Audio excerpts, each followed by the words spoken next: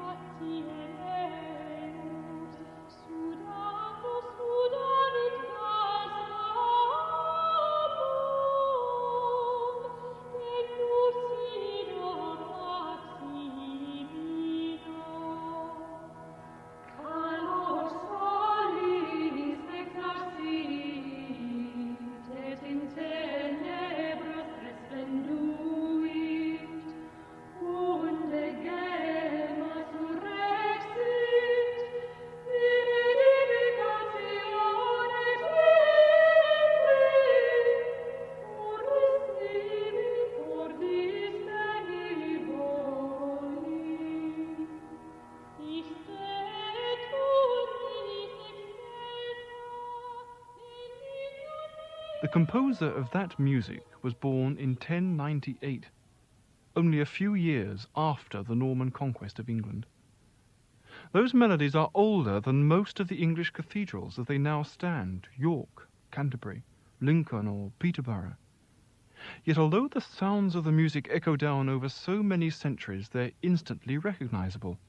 There's nothing strange or alien in their lyricism, nothing distant about their tunefulness. Another surprise is that they were composed by a woman, Abbess Hildegard of Bingen. We only need to listen to Hildegard's music to realize that the Middle Ages are much closer than we think. At first, the medieval period may seem only quaint, with fairs, narrow streets, crouching timber houses, and skylines forested with the spires of parish churches. Or it may seem cruel, with cripples dragging their limbs to the great healing shrines and lepers cracking their rattles along the roads to the hospitals. Or the Middle Ages may seem wanton and luxurious, with tournaments, dancing in tapestried rooms, and banquets of venison and sugar cakes.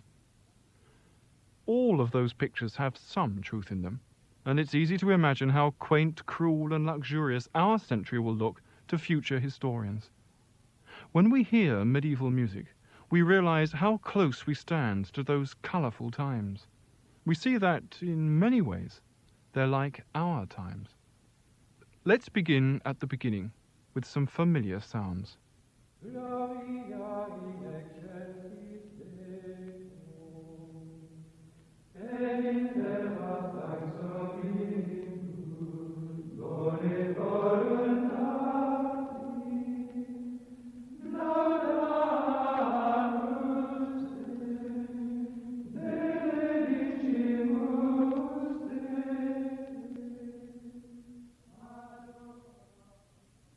That music is called plain chant or Gregorian chant after Pope Gregory the Great, who reformed the music in the 6th century.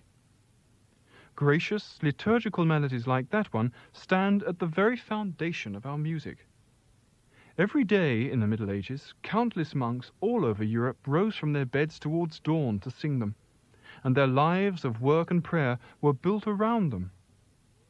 But this Gregorian chant wasn't music. Music is a word we use to describe an art of sound which we listen to, something which we add to our lives now and then. For the medieval monk, music was life. He lived to sing the chant, the opus dei, or work of God, and he spent hours each day in choir. He wasn't performing. There was nobody to listen except God. The purpose of his chant was rather to calm the mind and the body, to bring about a state of peace. Much of what he sang he knew by heart. The entire rhythm of his life, the tone and patterns of his mind, were set by the long, tranquil melodies, hour after hour, day after day.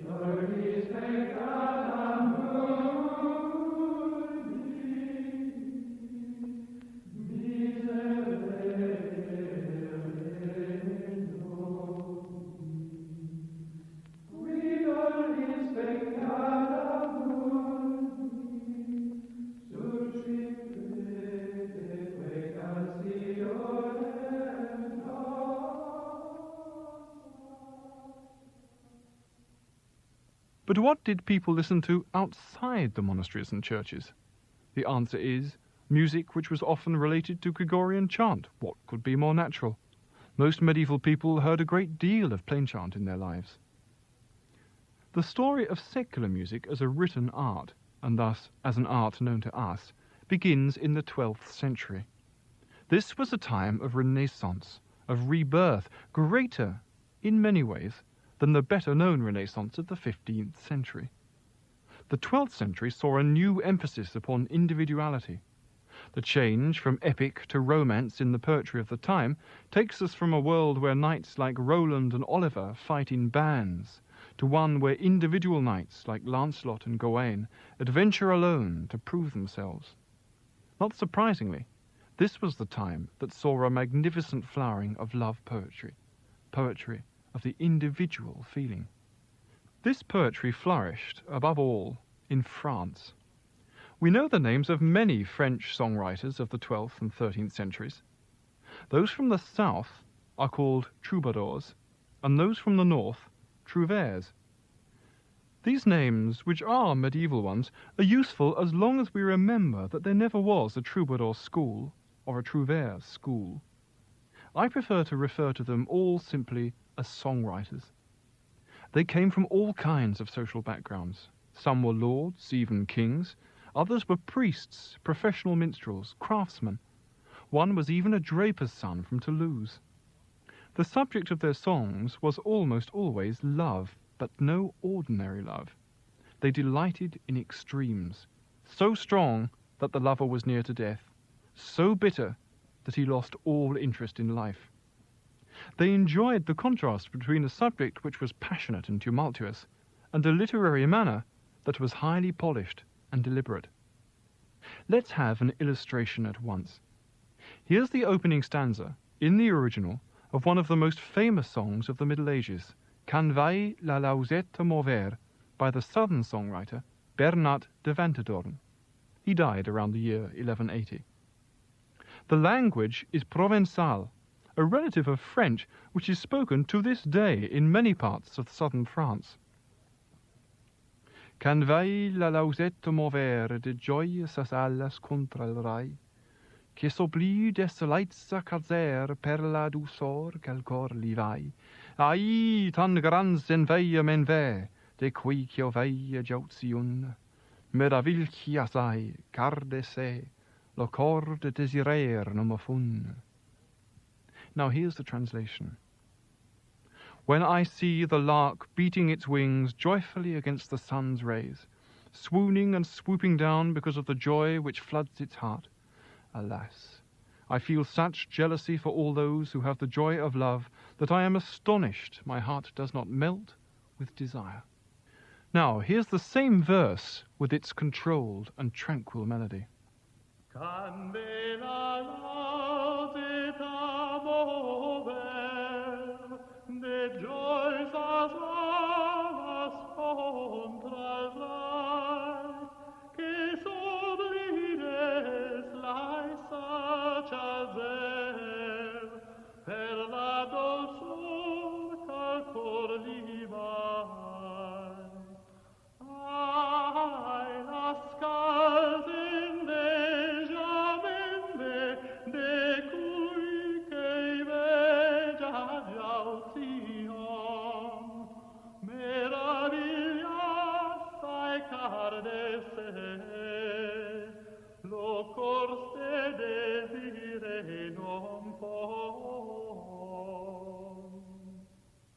Many people in southern France today are interested in these ancient songs of their country, and there are professional folk groups who perform them regularly. Their performances may not be authentic in a limited sense of that word. They don't try to do exactly what was done in the Middle Ages, but there's certainly an authenticity in their approach. Here's part of a dancing song to celebrate the return of May, performed by the Provençal folk group Musica. Few modern early music groups have achieved so much as they do in the performance of this spirited song. All'entrare del fisclar, per gioiare in commensare,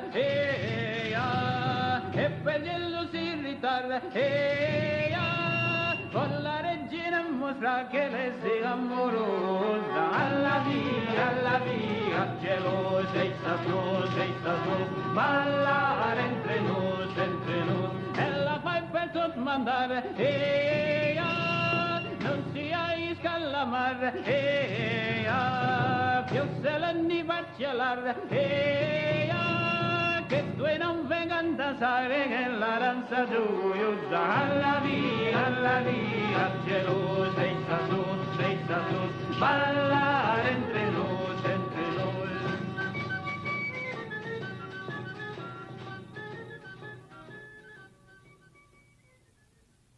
Many other songs survive from the 12th and 13th centuries, some in Spanish, English and German, as well as those in Provençal and French.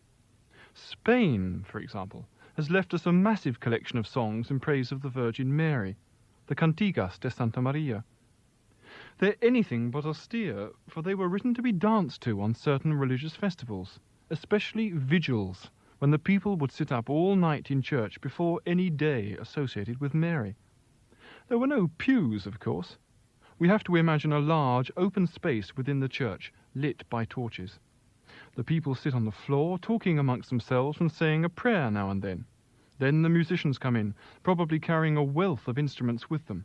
Their song begins, and the people dance, singing the refrain or chorus, while a soloist sings the poem, a story of some dramatic miracle which the Virgin performed to help a poor mortal.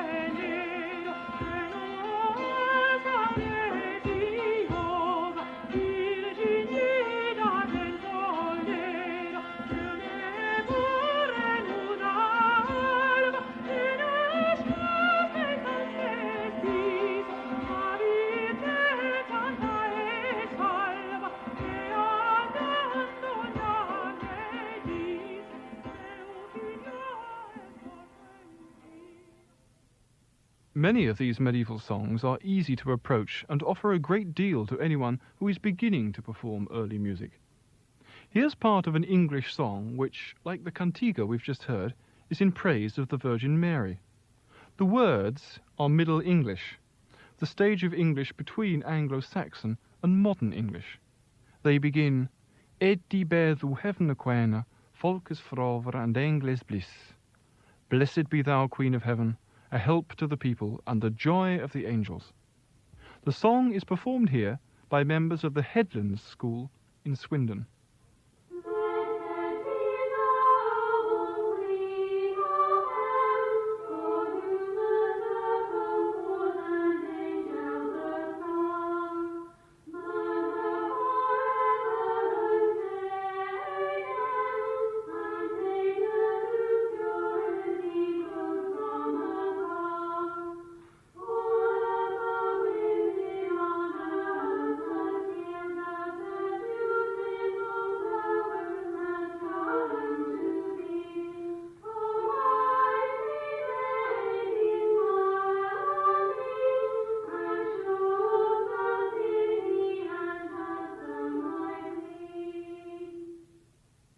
Most of the music we've heard up to now is monophonic, one sound, because it consists of one melody. But the English song Eddie Beardou is polyphonic, many sound, because it consists of several melodies which are woven together. Imagine the French round Frère Jacques. When sung by one voice alone, it's monophonic. When two or more voices enter, it's polyphonic. Let's look now at the development of polyphonic music. Sometime in the early Middle Ages, perhaps in the 9th century, church singers began to experiment with their Gregorian chant, making it polyphonic by adding another melody to be sung with it. It's hard to tell why they began to do this when they did, but one possibility is that they were influenced by secular music and realized that some of the things which singers and instrumentalists were doing outside the monastery walls were most interesting and might well be turned to the service of God. Listen for a moment to these 4 singers from modern Albania singing a folk song from their country, and be prepared for the startling sound they make. Not all people have the same idea of what beautiful singing is. You'll hear that several singers set up a drone, a long, held note, while the others sing a series of motifs over the top. The result is polyphony.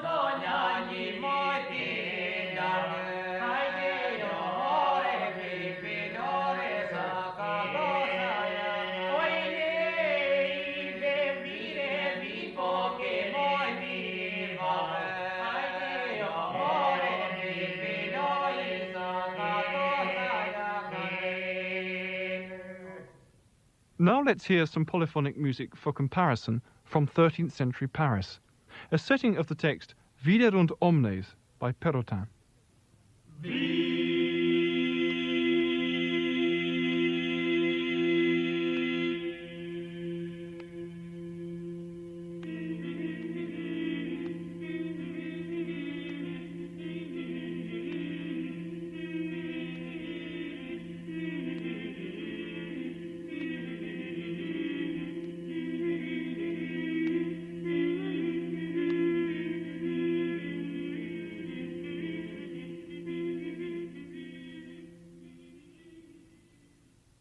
The Albanians and the Western performers of the Perotin piece obviously don't share any ideals of vocal beauty, but we can see that the two kinds of music are quite similar. Perhaps this is where the roots of Western polyphonic music lie, in the singing of medieval minstrels and shepherds. But that music of Perotin no longer sounds like the Gregorian chant with which we began. What's happened to it? The answer is that it's still there, but it's treated in a very special way. Perotin has taken the piece of chant he wants to decorate and has stretched it until the individual notes last for as much as a minute or more. Over these long notes, he places 2, sometimes 3 new melodies of his own composition. The rhythms are dramatic and exhilarating, and they remind us of medieval dance music. Here, surely, is religious music which is designed to help us glimpse the sheer delight of heaven.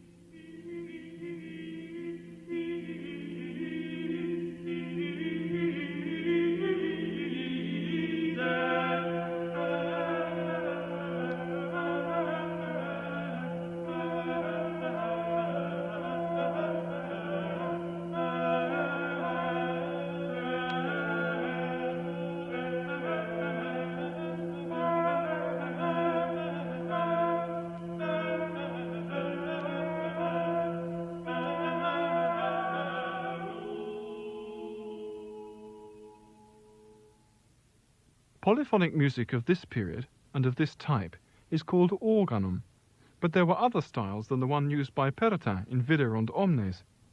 In one style, the chant moves much faster than in Perotin's piece, and in the early years of the 13th century, it was this style which gave rise to a new form called the motet, from the French word mot, a word.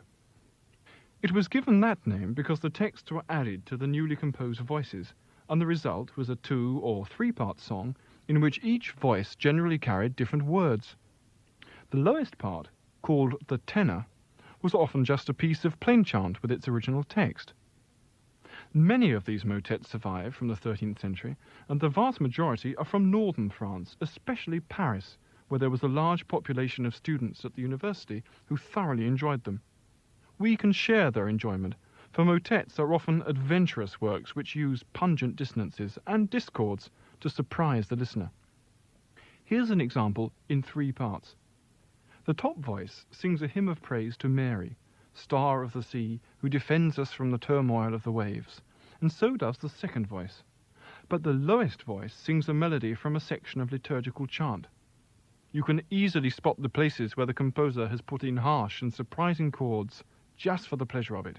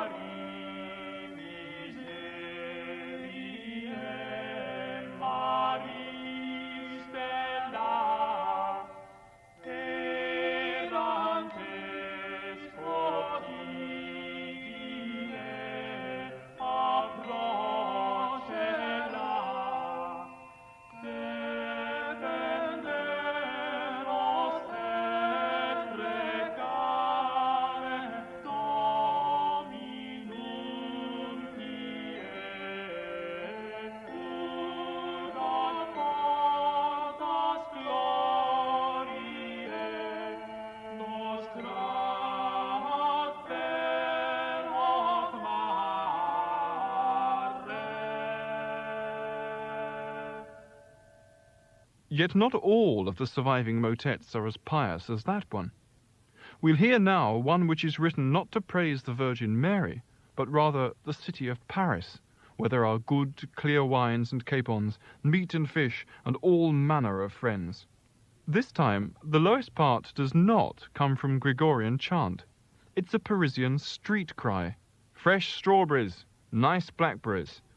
In this performance, we'll hear the 2 lowest voices first, and then the top voice is added to the fray to produce a noisy and crowded sound picture of a busy medieval city.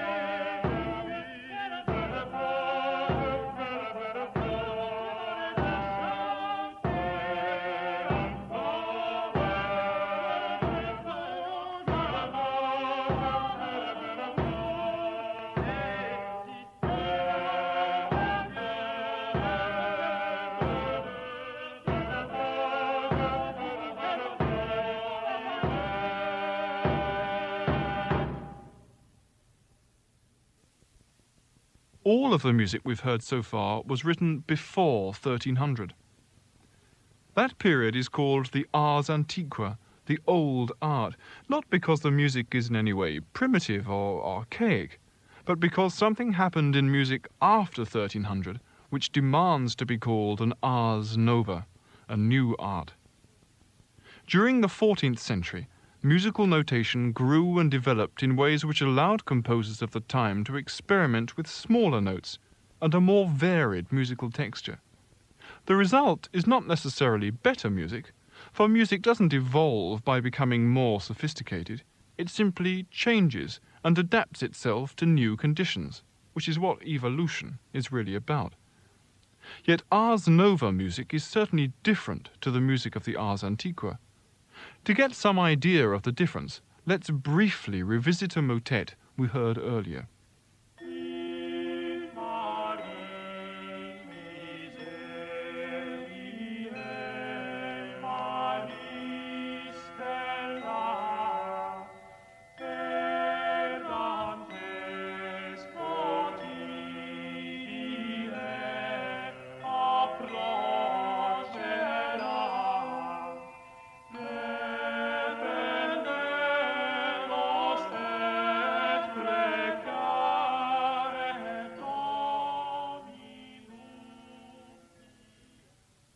Now let's hear an ars nova motet in its entirety. This one's by the most important composer of 14th century France, Guillaume de Machaut, who died in 1377. Listen to the harmonies, often strange and exotic, the freely flowing melodies, the way the music seems to breathe. All of these things underline the poetry.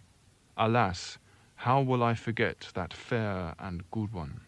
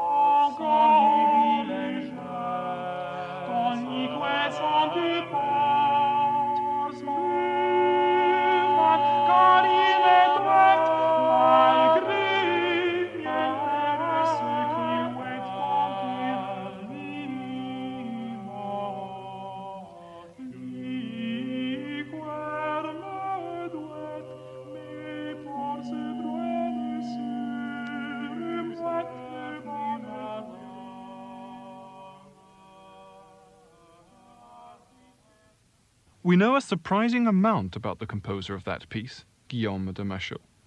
He was born circa 1300 and distinguished himself as both a poet and a musician in the service of royalty. His verses were much admired in England, and Geoffrey Chaucer clearly knew them well. Machaut wrote a great deal of secular music, as well as a complete mass, the famous Messe de Notre Dame.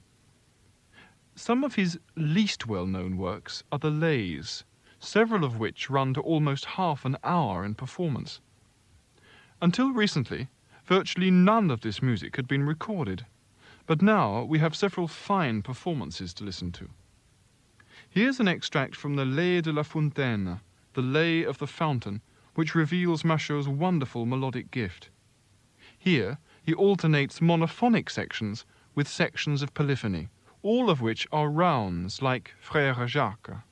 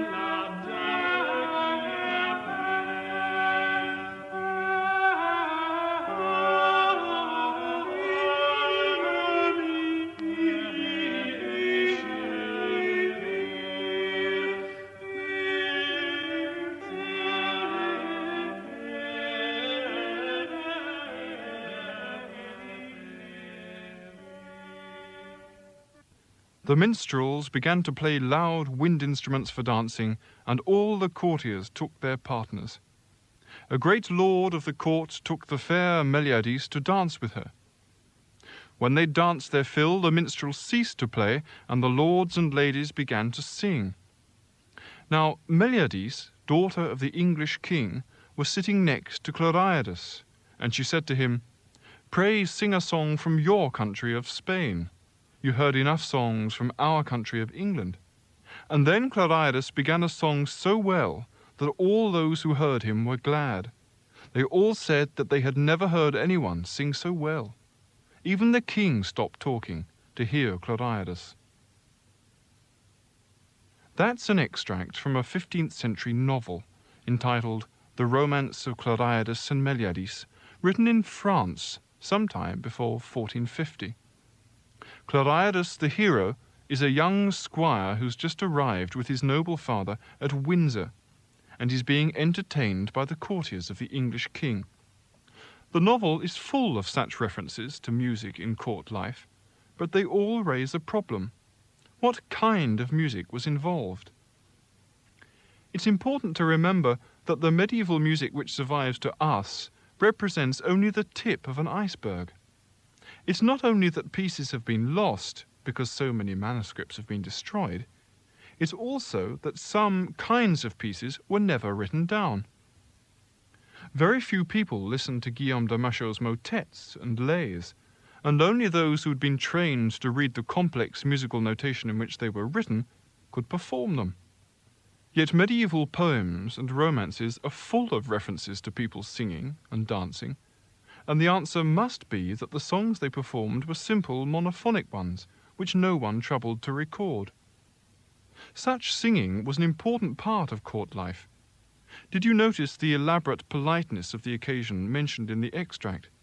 It was not only the singing that mattered, but also a whole code of refined manners that accompanied it. This was a time when court life was dominated by extravagant ideals of beauty in all things, tapestries, armour, heraldry, even behaviour. Everyone sought to make an impression at court. The young pages and squires, like Cloridas, dressed themselves in the height of fashion to impress with their brilliantly coloured and luxurious garments, anxious to receive presents and gifts from their superiors who looked on. Singing well, like sparring well in a joust or tourney, was one way to be noticed. So far, we've spent almost all our time listening to French music, and that's reasonable enough since France took the leadership of Europe in all the arts during the Middle Ages. But what of the other countries? Italy produced some fine music during the 14th century, and Guillaume de Machaut had a prolific contemporary in the blind organist and composer Francesco Landini. Like much Italian music of the Middle Ages, Landini's is suave and melodious. It's rarely exotic and dissonant like Machaut's. Here's a supreme example, his ballata Giunta vaga bilta.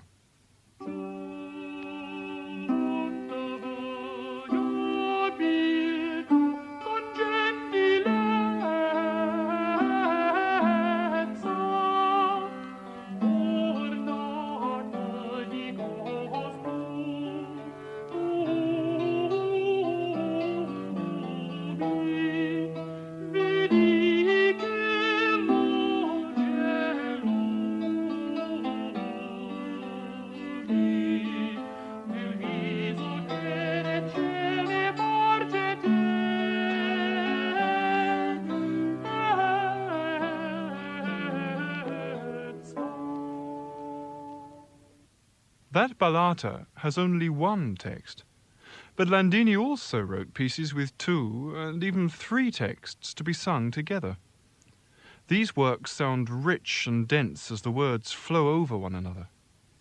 Here's his madrigal Musica, in which music, personified, laments the large number of mediocre composers who have sprung up everywhere. I grieve and weep as I see my sweet and perfect effects abandoned by great minds for trifles. Ignorance leads everyone to wrongdoing. They leave what is good and take the froth. In this performance, The three voices are doubled by a range of reconstructed instruments based upon manuscript illustrations and carvings of the time.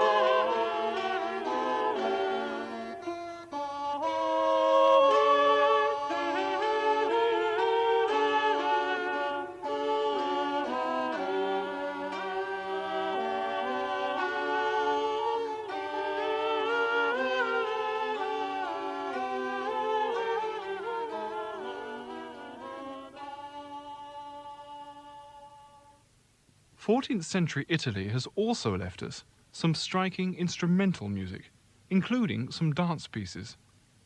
These are fascinating, for very little music written specially for instruments has survived from the Middle Ages.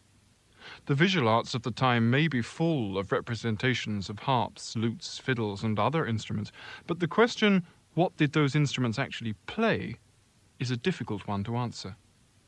It may well be that the polyphonic songs we've heard up to now were originally intended for voices only, and that instrumentalists played other kinds of music which have not survived. That's just one of the many questions about the way music was performed which we haven't yet settled and probably never will. But at least there's not much doubt about these Italian dances. They make fine instrumental music and must have enlivened many an aristocratic hall.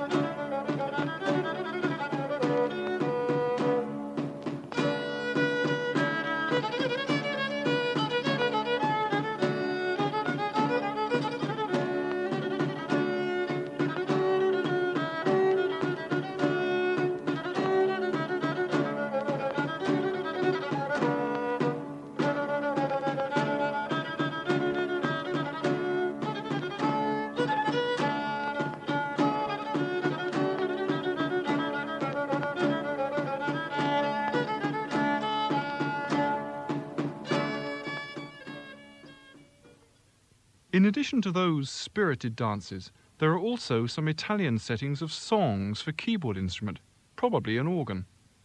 This is some of the earliest keyboard music in existence. What the composers did was to take a song and keep the bottom part, drop the middle part altogether, and then decorate the top part. The result is a florid melody over an accompanying tenor.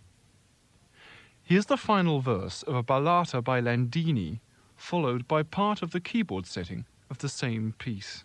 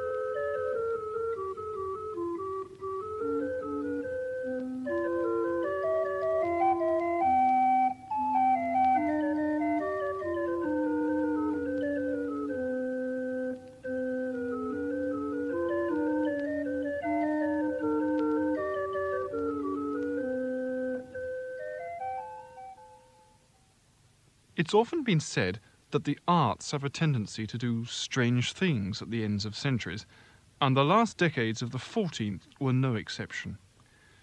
Musicians at the luxurious courts of southern Europe, in Avignon, Foix, Aragon, and Navarre, became fascinated by the most intricate rhythms and wayward harmonies. They were helped along by yet further refinements in musical notation, which allowed composers to experiment with elaborate syncopations. These composers are often referred to as the mannerists because of their eccentric and flamboyant style, but in recent years the term ars subtilior, a more refined art, has come into use, and it balances the older terms ars antiqua and ars nova, which we've already encountered. After the brilliant waywardness of the ars subtilior, French musicians turned to a more straightforward, harmonious style of writing, and it seems that the English had much to do with this development. While Machaut and his followers were writing in a deliberately dissonant and avant-garde way, English composers of church music were working with idioms of a simple and gracious expressiveness. Let's hear one English piece, a short one, in its entirety. It's a lament in which King David weeps for his brother Jonathan. I grieve over you, my brother Jonathan. As the mother loves her only son, so I loved you.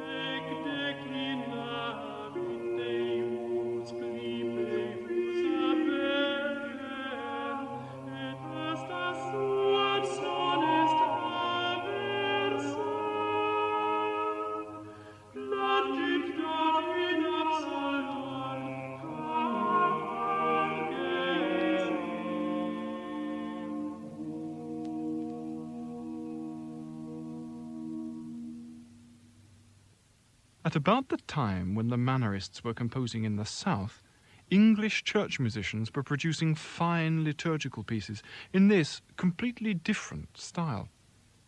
Thanks to one collection, the Old Hall manuscript, which dates from the end of the 14th and the early years of the 15th century, we know the names of many of these composers. One of the most striking is Lionel Power. We first meet him in 1419 when he was a clerk and instructor of the choristers in the household of Thomas, Duke of Clarence, brother of King Henry V of England. In 1423, Power was received into the fraternity of Christ Church Cathedral Priory at Canterbury, and there he remained until his death in 1445. Some of his music has a tremendous strength and command.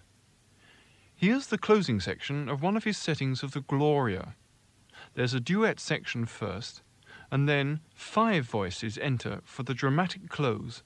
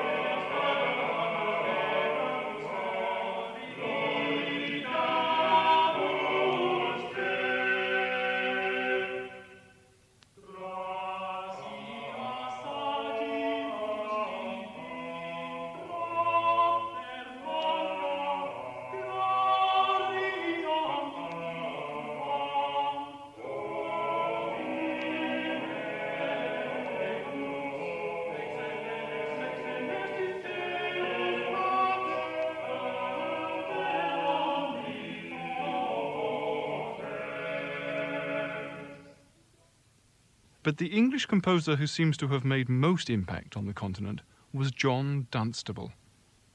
So little is known for certain about Dunstable's life that it's probably best to say nothing about it, but we can at least be sure that several continental writers of the 15th century attributed the changes in French music directly to his influence and to that of his English contemporaries. It was the sheer ease of the music that the Continentals admired, a control and essential mildness which French musicians knew as the contenanza angloise, the English manner.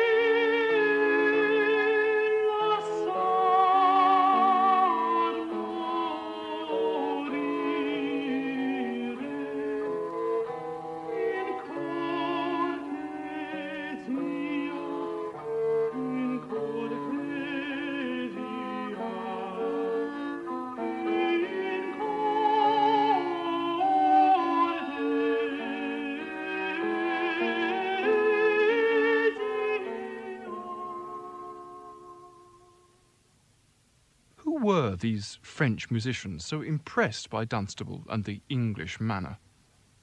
Well, the greatest of them all was Guillaume Dufay. He became a chorister at Cambrai Cathedral in 1409. The registers for that year list him as Willemette, Little William, and he became the most celebrated composer of his day. He was quite extraordinarily productive, composing over 200 works that fill 6 large folio volumes in the modern complete edition. Yet Dufay's greatest achievements are in his mass settings. Never have major and minor chords meant so much as in this restrained but perfectly eloquent music.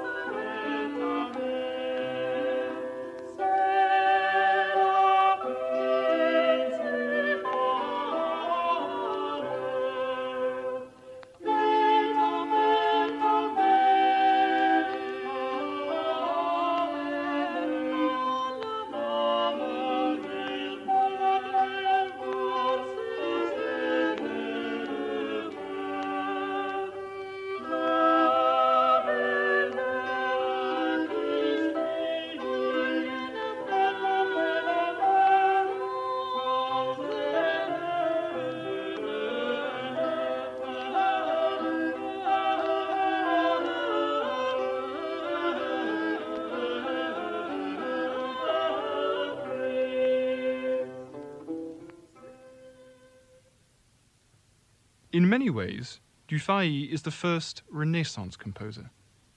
The way the poetic mood of his Mayday song is perfectly matched in the music. The beauty of the mass settings which seem to capture the very essence of the mildness of true piety. Here are new ideals of expressiveness. But what have we found in the Middle Ages? There is a tremendous inventiveness. Few would care to deny that the variety in music before 1500 is as great as that in music after 1500.